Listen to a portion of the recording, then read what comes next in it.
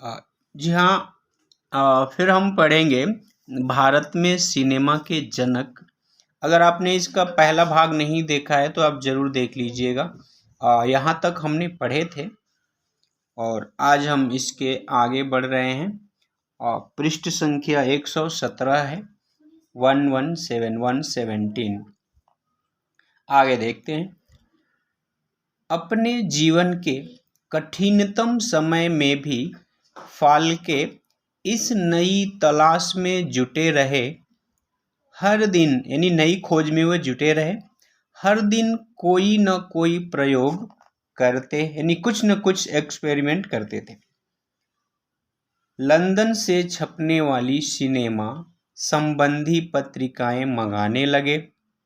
धीरे धीरे घर की चीजें बिकने लगीं। उनकी उनकी जगह सिनेमा उपकरणों की मूल्य सूचियां, सिनेमा संबंधी पुस्तकें और प्रयोगों की सामग्री का अंबार लगने लगा।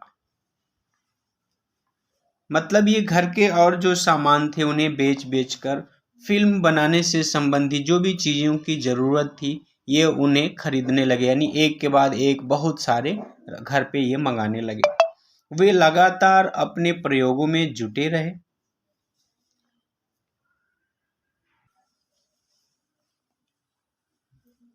अगले 6 महीने केवल 3 घंटे सोना ही नसीब हुआ। यानी 6 महीने तक ये केवल 3 घंटे ही सोते थे 24 घंटे में। लगातार फिल्में देखने, अनिद्रा और प्रयोगों में जुटे रहने से उनकी आंखें थकने लगी। यानी लगातार वो या तो फिल्में देखते थे या कुछ काम करते रहते थे, जिससे इनको अनिद्रा यानी नींद न आने की बीमारी सी होने लगी, जिससे इनकी आंखें थकने लगी और दिखना लगभग बंद हो गया। यानी इनको अंधापन हो गया। इसीलिए हमें पर्याप्त सोना चाहिए। आँखों के कार्निया में अल्सर हो गया था। 1 वर्ष तक डॉक्टर प्रभाकर के इलाज के बाद आँखों में रोशनी वापस लौटी। 1 साल तक फिर इनकी दवा हुई तो इन्हें दिखाई देना शुरू हुआ। बीमारी के दौरान ही उन्होंने यानी जब बीमारी थी उसी समय उन्होंने अपनी कला के प्रदर्शन का सही तरीका खोज लिया था। बीमारी से उठने के बाद उन्होंने एक मटर का दाना खुले गमले में बो दिया और धैर्यपूर्वक उसके अंकुरण और विकसित होने के चित्र लेने लगे। यानी एक मटर बटाना, ठीक है, ग्रीन पीस का दाना इन्होंने बो दिया और किस प्रकार वो धीरे धीरे जम रहा है। फिर 1 पत्ते आए, 2 पत्ते आए, 3 पत्ते आए। कब वो कितना बड़ा हो रहा है ये हर उसकी हर स्थिति का फोटो लेते गए। एक दिन जब पौधा पूरा उग आया तो फाल्के की पहली फिल्म मटर के पौधे का विकास भी बनकर तैयार हो गया। इस फिल्म को देखने के बाद एक व्यापारी मित्र नाडकर्णी ने सूद पर रकम देने का प्रस्ताव रखा। इनका एक मित्र था जिनका नाम है नाडकर्णी।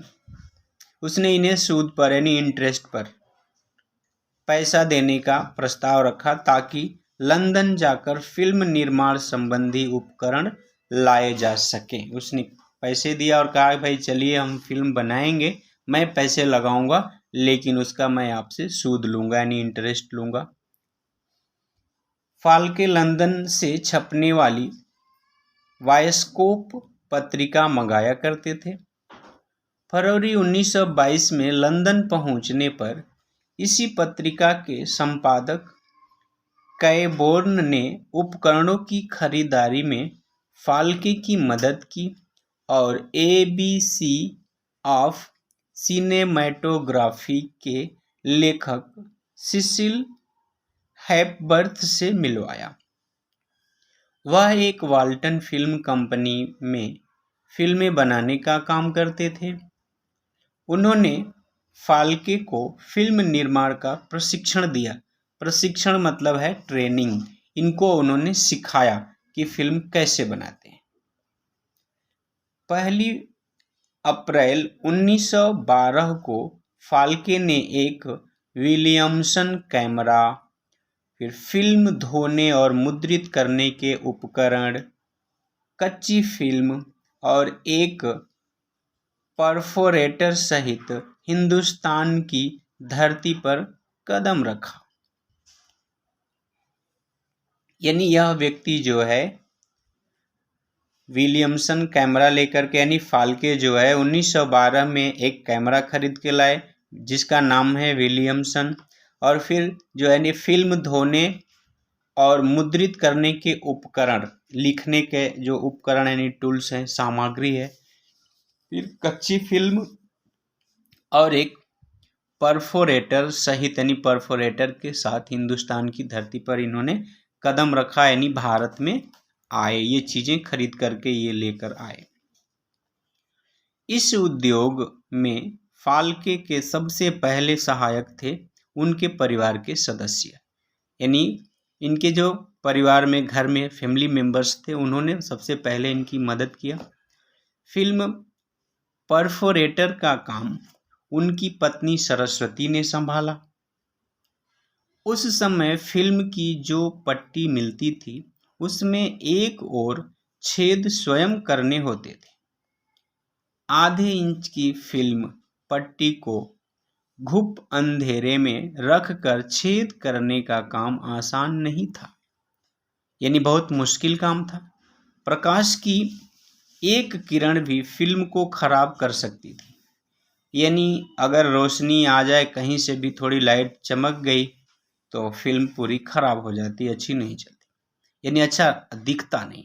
और एक भी छेद गलत हो जाने से फिल्म कैमरे में या प्रोजेक्टर में फंस सकती थी, यानी वो ठीक से चलेगी नहीं, तो बहुत सावधानी रखनी होती थी। दिन में रसोई का काम निपटाने के बाद रात को वही रसोई डार्क रूम में बदल जाती थी, यानी दिन में जहाँ खाना पक रहा है, रात में उसी को बिल्कुल अंधेरा करके वहाँ ये काम ये लोग किया करते थे। इस पाठ से आपको बहुत सारे प्रश्न पूछे जाएंगे कि फाल्के साहब क्या क्या सामान खरीद करके आए और इनकी पत्नी ने कौन सा काम संभाला, फिर ये किस तारीख को कौन सा कैमरा, यानी कौन कौन सी चीज़ ये खरीदने गए, इनके मित्र का नाम क्या है, उसने इनके सामने क्या प्रस्ताव रखा, कौन सा बीज इन्होंने बोया और उसके साथ इन्होंने किस प्रकार प्रयोग करके सीखा, आदि बातें।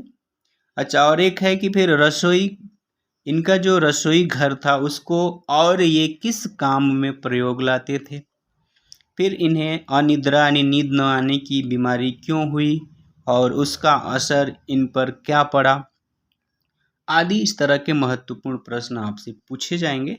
और इस पाठ का फिर अगला भाग मैं बहुत ही जल्दी आपके साथ प्रस्तुत करूंगा। तब तक के लिए अलविदा। जय हिंद, जय हिंदी, धन्यवाद।